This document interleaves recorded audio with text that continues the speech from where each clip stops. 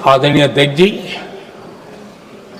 आज का भारत आत्मविश्वास से भरा हुआ है। आज का भारत आत्मनिर्भरता के मंत्र को लेकर के पूरी शक्ति के साथ तेज गति से आगे बढ़ रहा है। देश देख रहा है भारत आत्मनिर्भर बनता जा रहा है,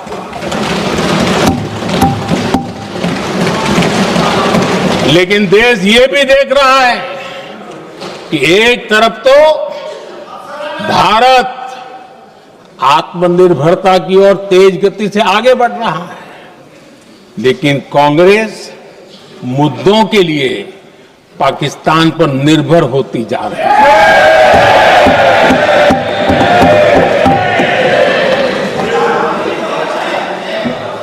मैं आज पूरा दिन देख रहा था, जो 16 घंटे से जो चर्चा चल रही है, दुर्भाग्य से। प्लीज बैठिए, सब जवाब दे दिया आपका, आप सुनते नहीं, सबका जवाब दे दिया। प्लीज दुर्भाग्य से सुनिए जवाब। कांग्रेस को पाकिस्तान के मुद्दे इंपोर्ट करने पड़ रहे हैं।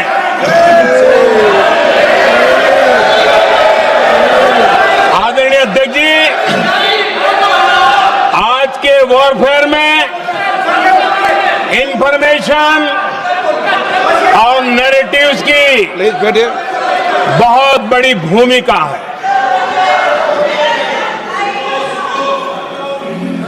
नैरेटिव घड़ करके, एआई का भी भरपूर उपयोग करके सेनाओं के मनोबल को कमजोर करने के खेल भी खेले जाते हैं। जनता के अंदर अविश्वास पैदा करने के भी भरपूर प्रयास होते हैं।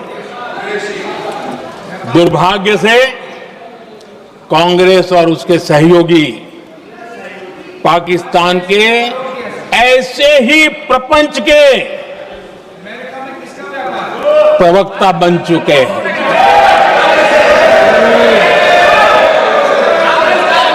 आदरणीय अध्यक्ष जी, देश की सेना ने,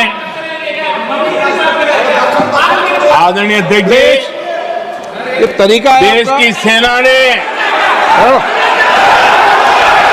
बैठिए बैठिए।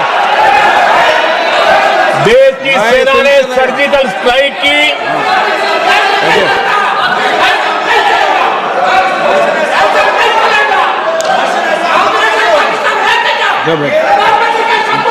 बैठिए। आदरणीय अध्यक्ष जी, देश की सेना ने सफलतापूर्वक सर्जिकल स्ट्राइक की, तो तुरंत कांग्रेस वालों ने सेना से सबूत मांगे थे, लेकिन जब उन्होंने देश का मूड देखा, देश का मिजाज देखा, तो सुर उनके बदलने लगे और बदल करके क्या कहने लगे। कांग्रेस के लोगों ने कहा, ये सर्जिकल स्ट्राइक क्या बड़ी बात है, ये तो हमने भी की थी। एक ने कहा 3 सर्जिकल स्ट्राइक की थी, दूसरे ने कहा 6 सर्जिकल स्ट्राइक की थी, तीसरे ने कहा 15 सर्जिकल स्ट्राइक की थी। जितना बड़ा नेता उतना बड़ा आंकड़ा चल रहा था।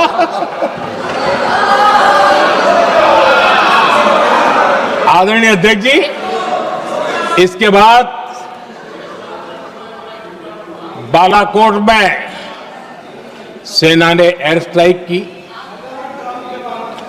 अब एयर स्ट्राइक तो ऐसी थी कि वो कुछ कह नहीं सकते थे, इसलिए ये तो नहीं कहा कि भाई हमने भी की थी।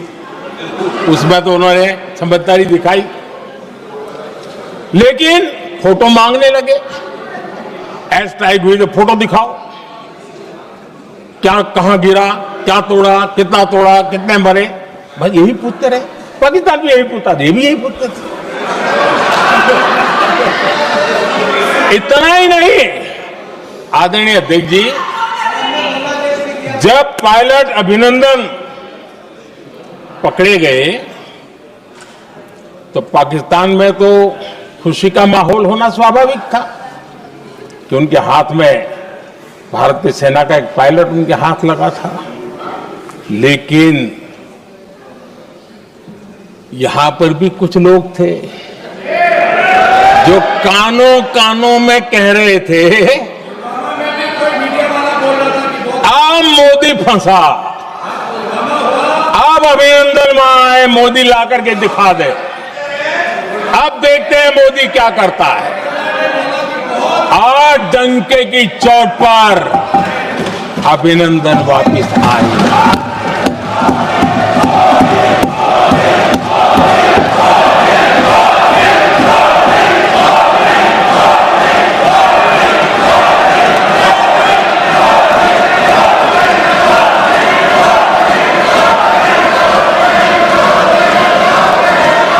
अभिनंदन को ले आए तो इनकी बोलती बंद हो गई। इनको लगा यार कि नसीब वाला आदमी है, हमारा हथियार हाथ से निकल गया। आदरणीय अध्यक्ष जी, पहलगाम हमले के बाद हमारा बीएसएफ का एक जवान पाकिस्तान के कब्जे में गया तो फिर इनको लगा वाह, बड़ा मुद्दा हाथ में आ गया है, अब मोदी फंस जाएगा।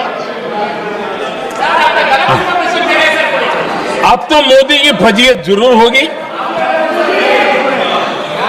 और उनकी इकोसिस्टम ने सोशल मीडिया में बहुत सारी कथाएं वायरल की कि ये बीएसएफ के जवान का क्या होगा, उसके परिवार का क्या होगा, ये वापस आएगा, कब आएगा, कैसे आएगा, न जाने क्या क्या चला दिया। आदरणीय अध्यक्ष जी, बीएसएफ का वो जवान भी आन बान शान के साथ वापस आया।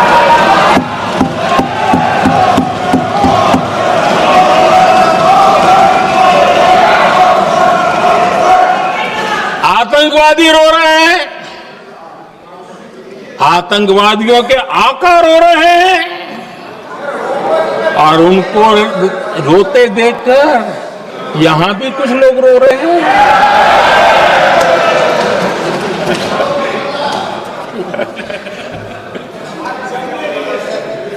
अब देखिए, सर्जिकल स्ट्राइक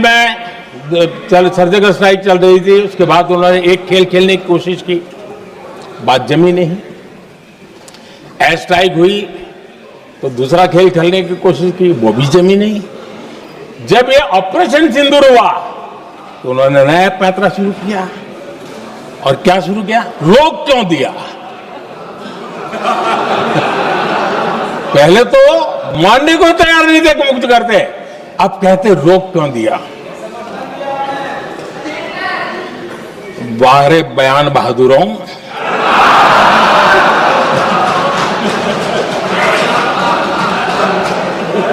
आपको विरोध का कोई न कोई बहाना चाहिए और इसलिए सिर्फ मैं नहीं, पूरा देश आप पर हंस रहा है।